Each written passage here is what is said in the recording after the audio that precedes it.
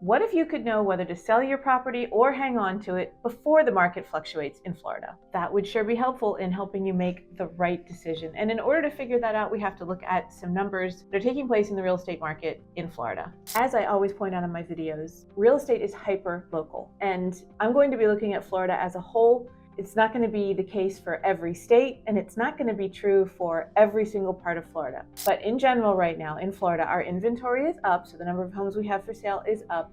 Interest rates are up, although they have come back down again in the past week, and that's going to be nationwide. Homeowners insurance costs are up, and prices also remain high. Certainly, it would seem that we're headed for a downturn, at the very least, a cooling off of the real estate market. And property holders who aren't following the trends closely can get very confused about what to do. Really, you have two choices. You have two types of people: those who want to wait and see what happens, and those who look at the numbers and try to decide what's best for them. If we haven't met, my name's Krista Tarns, and I have been selling real estate in the Central Florida market since 2009, helping hundreds of families buy or sell properties. And it's not always possible to time the market absolutely correctly, but there are things you can do to make sure that you are getting the most benefit no matter what the market is doing. And if you'd ever like to reach out to me, all my contact information is below this video. Please feel free to do so, as many of you already have. So in this video, what I'm going to try to do is show you each different property type that you can have in Florida and let you know what's going on with them that should help you understand what you should do if you are thinking about buying or selling right now. So let's jump into it. Someone was asking me if you could find a great deal in Florida anymore. And I said, Florida's over, meaning getting a great deal, because prices were still going up. And it is the case. It's very hard to find a house in Florida, so you never get a good deal, really, if you want to get a bargain basement price. That's really what I meant by that. And it is. First, we're going to talk about single family homes, and I'm going to pull my computer over here because I don't have all these numbers memorized, unfortunately. But back in June of 2023, the median sales price was $420,000. And that kind of went down to a lower price point in January of 2024. So we're right at about $400,000. January must have been slow. I mean, that's kind of typical because around the holidays, most people aren't listing their home and there's not a lot of activity in January.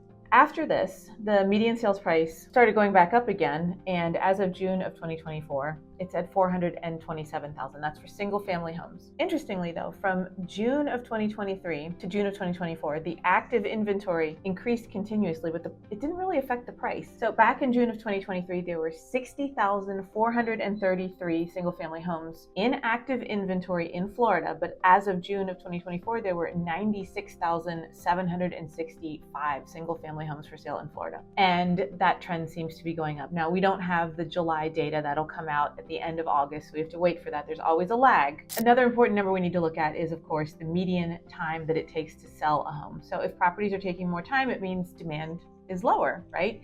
And buyers are not as active. So back in June of 2023, the median time to sell was 69 days. But as of June of 2024, the median time to sell was 78 days. So it's gone up by 9 days. But in February of 2024, that was as high as 90 days. Again, January, February, not being very active months in real estate. Let's see if sellers are selling at the same rates.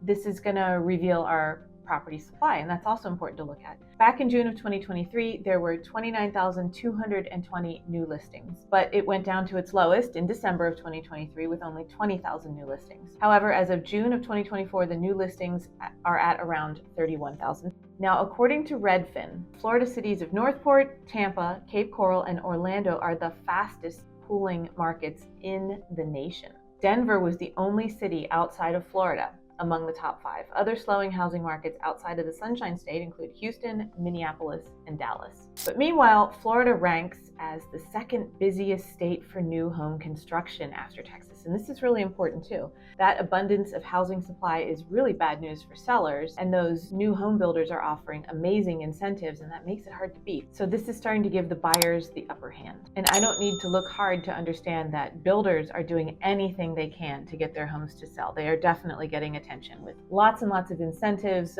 interest rate buy downs, closing costs paid for, all kinds of stuff in the new home supply. So in 2024, the Florida single family home market has undergone a lot of changes. So we've had a slight price increase of about 2.4% as of June of 2024.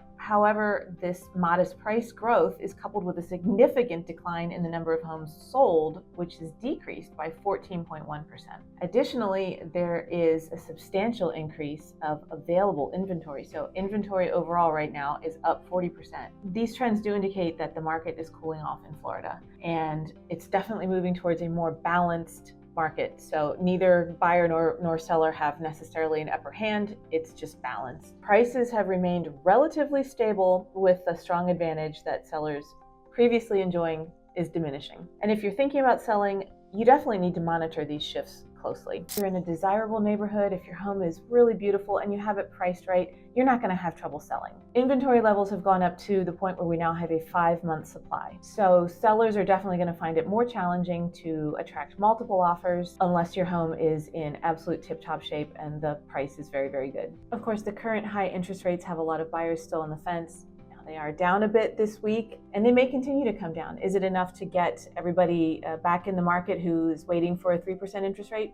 Probably not, and that's probably also not going to happen, but it is helping encourage some buyers to come back into the market for sure. Let's talk about Florida's luxury market a little bit. That seems to have not suffered quite as much. There are definitely affluent buyers from around the world who are looking into Florida. It's remaining more unaffected than other segments of the market. The luxury sector is expected to stay strong and continues to be driven by ongoing demand and steady growth. One of the primary factors that drives that growth is interest from buyers in Asia and Europe and South America. And these international buyers are particularly drawn to cities like Miami, which is becoming known as a global hub for finance and technology and culture. Miami's vibrant lifestyle, favorable tax conditions, and strategic location make it a prime destination for luxury investors. So this year, the Wealth Report actually expects that Miami will be the best performing luxury market in the entire United States. And overall, the prices are expected to grow 4%. Next to that is New York, with expected price growth of 2%, followed by Los Angeles with a 1% growth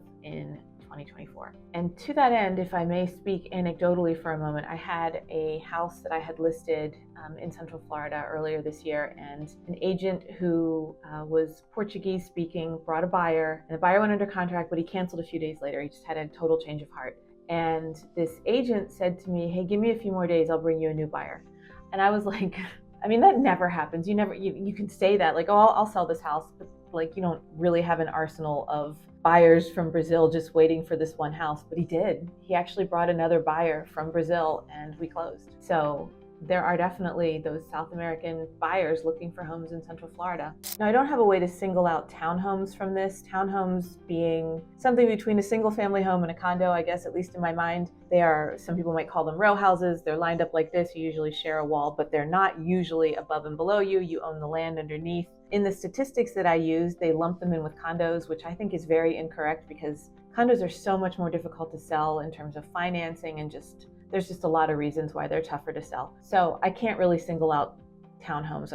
If I did have to, I would put them in with single family homes, but that's not the way this has been divided. But condos in Florida have been in the news, of course, a ton lately. And I've already done a video on condos, and I'll drop a link to it up above here somewhere in case you want to check that out. Of course, recent legislation has forced condo buildings to increase their reserves and do much needed repairs, which sometimes is leading to assessments of, as high as $200,000 per unit to get some of these condos back on track structurally. So let's go back a couple of years and talk about some numbers here. Back in July of 2022, the median sales price for a condo was $305,000 across Florida. That went to $325,000 in June of 2023. After that, there were some fluctuations, but as of June of 2024, the price has come back to the same $325,000. Now let's talk a little bit about active condo inventory, and here's where you're going to see some big differences. Back in June of 2023, there were 32,322 condos in the inventory, and as of June of 2024, the number has grown to 62,000. So the inventory has nearly doubled, but again, it hasn't necessarily impacted the price that much, yet at least. So everything seems fine, but of course, condos are now taking a lot longer to sell, and that would have to do with the recent legislation.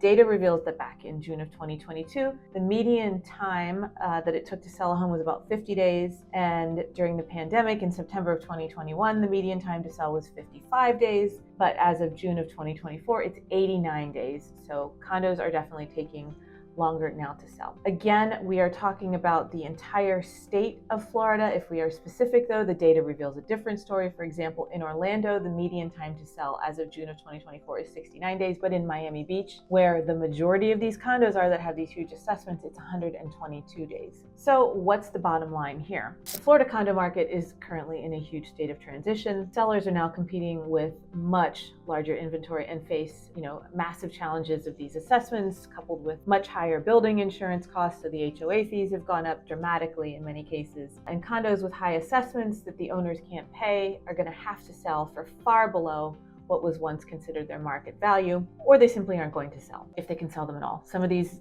there literally are no buyers for them. So these factors combined with the longer time to sell suggest that sellers need to be very strategic with their pricing in order to attract buyers to their properties. Overall, the decision to sell a condo in Florida, while there are some people that are forced to sell because they can't pay their assessment, or they can't get a loan to pay their assessment, or the building isn't working with them, they expect all the money in one lump sum, they may have to sell if they even can find a buyer. Some people, knowing that these reports are due at the end of this year, or some of them just have to be on the books and scheduled for next year, these engineering reports, some of them are trying to slip under the wire and get the condo sold now before that information is fully known. But in any case, buyers pretty much know that things are going on and are aware. It's in the news a lot. Right now, the prices seem to be remaining stable. Of course, in those buildings that are, undergoing these massive renovations right now, it's definitely not as straightforward. Buildings that are in good shape, that have always had reserves, whose condo association fees have not risen dramatically, those should still be very much sellable because there's a history of it being well taken care of. But in general, condo owners have to be aware that it is taking longer to sell and you have to be priced competitively. But with the flood of condos that have most definitely hit the market, if you don't have to sell right now, might be a good time to hang on to your property and wait and see. If you are in the financial position to maintain it, maybe it's a good time to consider not selling. If you're a property owner in Florida, I'd love to hear your opinion on what you think is happening. Is now a great time to sell? What do you do if you have a home? Are you going to wait? What if you're a buyer? Are you waiting for prices to drop? Let me know in the comments section below. We all love to read your comments and see what you think. If you found this video valuable, I would greatly appreciate if you would click subscribe and click the bell so you get notified whenever I drop